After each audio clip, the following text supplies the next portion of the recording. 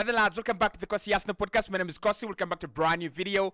This is the latest Arsenal news and transfer news as well. It's official. Emile Smith-Rowe has left Arsenal and joined Fulham. Arsenal have sent a thank you message, a goodbye message to Emile Smith-Rowe, and that means that tonight Arsenal will be closing the deal for Mikel Merino. Fabrizio said we are going to have another round of talks tonight between Arsenal and Real Sociedad to close the deal for Merino. Merino comes in as a replacement for Emile Smith-Rowe in the squad, as it was stated a couple of days ago. Now, the big question here in today's video: could Arsenal go for a second midfielder after signing Mikel Merino? Because Fabian Ruiz's name is not going away, and today we have been linked with Adrien Rabiot. So Rabiot is a player that is wanted by Manchester United, Atletico Madrid, and Arsenal are among the teams that are actually interested in signing Adrien Rabiot, 29-year-old French midfielder, this summer. Would you take Rabiot at Arsenal? Would you want Arsenal to sign a second midfielder?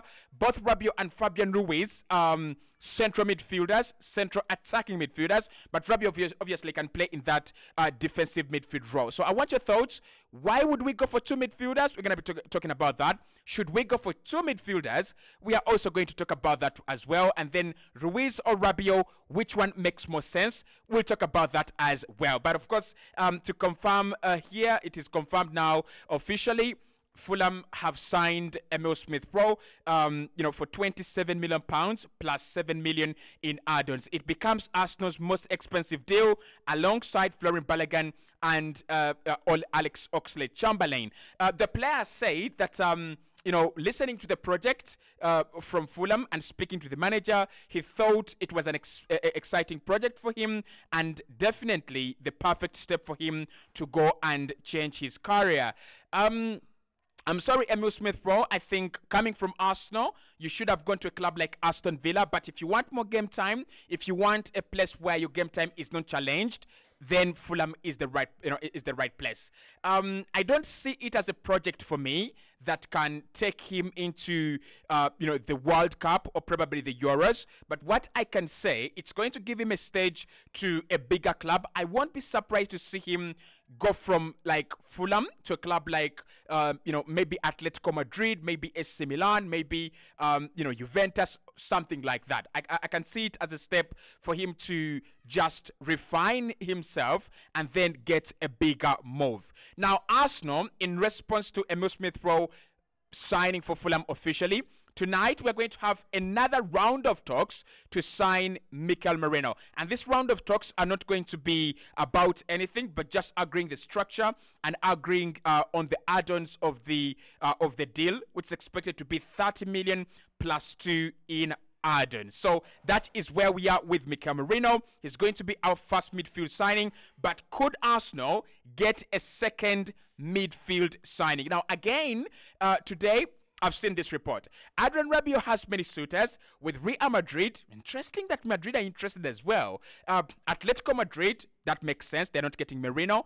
And Arsenal in pole position for the player. The player views playing in the Champions League as an essential quality at his next club. So if you don't have UCL, probably this video is not for you. But of course, at Arsenal, we have UCL. So Rabiot is in the news alongside Arsenal. But also, interestingly, there are reports that Arsenal could go for a second midfielder after signing Mikel Merino. So we think and we feel Mikel Merino comes in as a replacement for Emile Smith-Rowe, and therefore our initial plan still stands. We sign a midfielder this summer. And I'm happy with it. Because today we have seen a report from Charles Words claiming that Arsenal are concerned about the fitness levels of Thomas Partey. I've covered that in my first video today. Arsenal feel Partey has not changed in terms of his fitness levels right from last season to where we are now. And the feeling was, by the time we end the USA tour, the player will be a little bit better. Thomas Partey's fitness levels would be a little bit better. And my reaction to that story is easy. You don't expect gold where you've clearly investigated and you see there are no signs of gold. You don't expect Partey to be fit ahead of a new season when he has not been fit ahead of a new season before. So, two midfielders. Is it possible? It is possible. Now, I think with Arsenal, one thing we have is there's a lot of market opportunities in midfield than any other area of the pitch. Like, if you think about wingers, wingers are there, but they're expensive. They're going to be costly. When you think about strikers, yeah, we've been linked with Joao Pedro. That video is coming up today. We'll talk about Pedro and Gyökeres as well. But again, there are not so many strikers available. But for midfielders, Rabiot is on the market. Ugarte is on the market. Fabian Ruiz is on the market. Mikel Merino is on the market. João Neves has been on the market. There have been so many midfielders this summer, and whether we went with the right one in Mikel Merino, we'll find out this season. So I can see Arsenal go for a second midfielder if they wanted to, because there are so many market opportunities and midfielders are everywhere. They're going to be easy to get. But do we need a second midfielder? Oh, yes, we do. I know. Yeah, I said Arsenal needed to get one midfielder. I remember that. But we do. If the reports that Thomas Partey's fitness is of concern to Arsenal, definitely 100% walai talai, we need to get in another midfielder. For me, listen, Rice can play as a DM, but he cannot play very well as a single pivot. We've got to agree to that. He plays well in that position. For England, he's done that. But he doesn't play well there.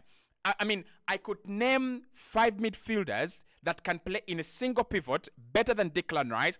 And this is not because Declan Rice is not world class. It's because, I mean, he has not yet adapted to that position. So Martin Zubimendi has done it for Spain and Sociedad before. Rodri is much better at that as well.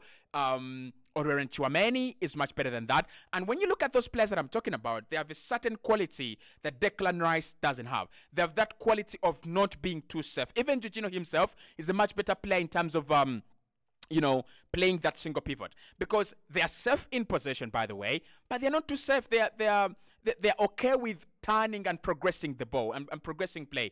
That is something that Declan Rice still doesn't have. He's too safe in possession, and that's why he's a clean footballer. Like, he doesn't lose the ball. He just picks it up. It's so clean as a footballer. Adrien Rabiot would make much more sense if Arsenal were to go for a second midfielder.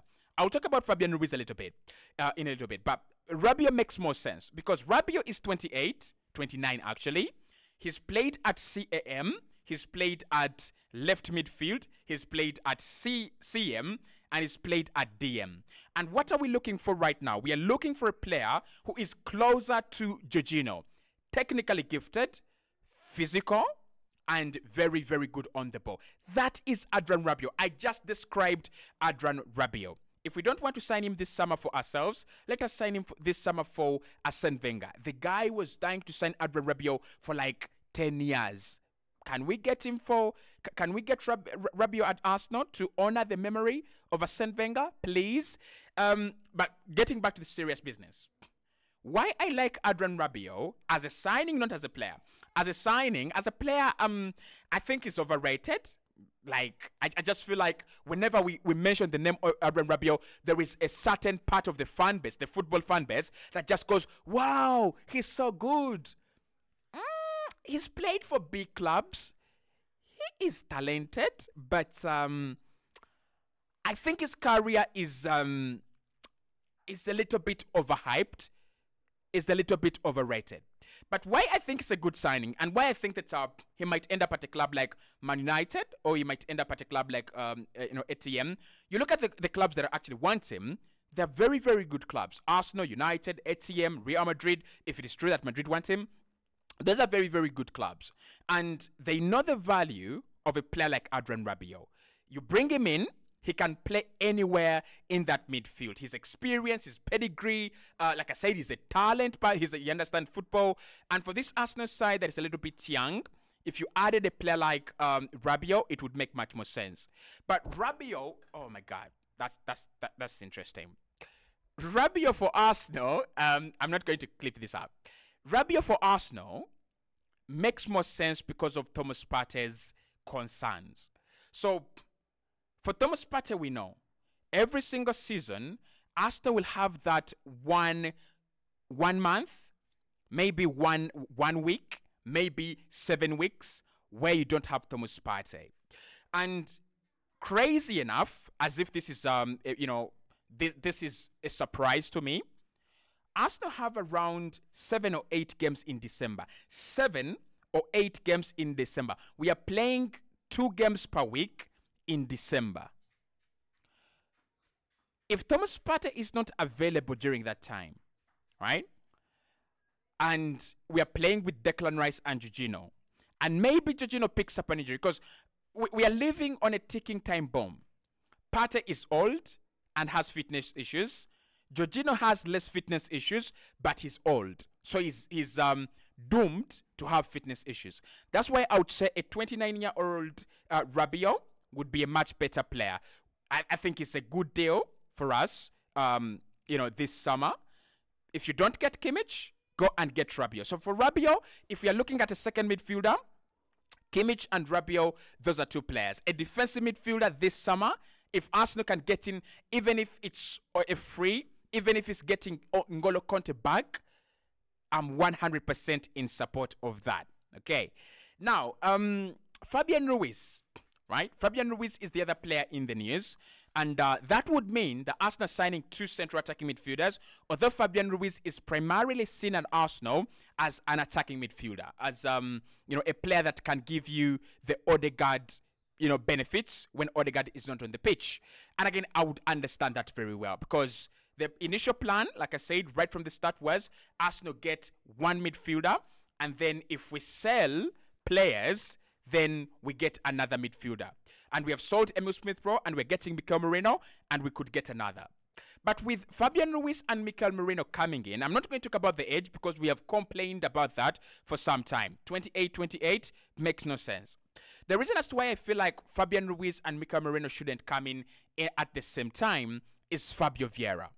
Why would you have Fabio Vieira play on the right wing, yet he can do well as a midfielder? When you played him as a midfielder, he's done well. During the start of last season, he came into games where he was deployed as a midfield player, and he actually did very well. So why would you add another midfielder that plays exactly as Fabio Vieira, and yet you don't want to sell Fabio Vieira? It wouldn't make sense. So for me, Fabian Ruiz is a stroke to Mikel Arteta. He should have been an alternative. We either get Mikel Merino or we get Fabian Ruiz, but not both of them. Him coming into Arsenal would block any chances of Fabio Vieira being a trusted player. And I think if you're Fabio Vieira, you're looking at the options that Arsenal have right now in attacking midfield. Odegaard starts ahead of you. Mikel Merino, with all due respect, starts ahead of you. And that's it. So the other players, maybe if Declan Rice is juggled and shuffled into different positions and roles, but Fabio Vieira, this is his year. And I don't want to block him because we spent 35 million pounds, million euros on Fabio Vieira. And I don't think he's done. I don't think he's finished. I think there is a chance. I think there is a world where we can see Fabio Vieira shine at Arsenal. So I would be very open to the idea of signing a second midfielder. I would be very open to signing Fabian Ruiz. If Arsenal say, Mikel Merino, the deal is off, we are going to sign Fabian Ruiz. Both of them will give you the same role. I was talking to Glenn the other time, and he actually told me something interesting. He was pointing to the numbers in terms of recoveries, interceptions, and winning the ball back that Fabian Ruiz was accumulated at the Euros this summer. And I was like, this guy is like Mikel Merino. Of course, his numbers are not as crazy as Mikel Merino, because Mikel Merino's passing, and not passing, but his ability to win the ball back is crazy. But also, there is something that you have on the other end in Fabian Ruiz that you don't have in Mikel Merino. That is chance creation.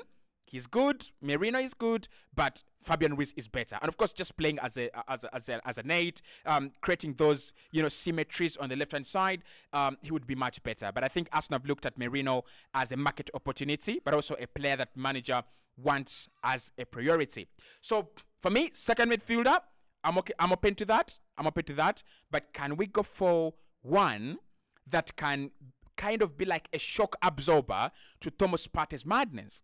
If the Thomas Partey madness happens early in the season, we should be covered. If it happens mid-season, we should be covered. If it happens late in the season, we should be covered. And I know we have Declan Rice there, but I've told you the problem with Decaz is you don't want him as your single pivot because he ain't brave enough. He's not brave enough. Do you coach that into him? Do you coach the cowardice out of him and then you tell him, be more trusting? When you pick up the ball, do not pass it sideways. Do not pass it backwards. Turn, drive, and look at the pockets that Odegaard is occupying, the pockets that Mikel Merino will be occupying, and then look at Calafiori, look at all these players. But while you've already turned, because Partey does that very well, and Jorginho, maybe you can, but not in the season where Arsenal are looking to be favorites to the Premier League, honestly. So for me, like I said, this is our season. This should be our year, but we might ruin it by not getting one or two signings done. If we don't get a striker, if we don't get a player that can give you what Jorginho and Partey gives you at a more reliable scale, we might live to regret. But, I mean, if we get a second one, I'll be happy. If we don't get a second one, I don't think we lose the league because of that. If we don't get a second one and get a striker, we'll be fine. We'll be pretty okay.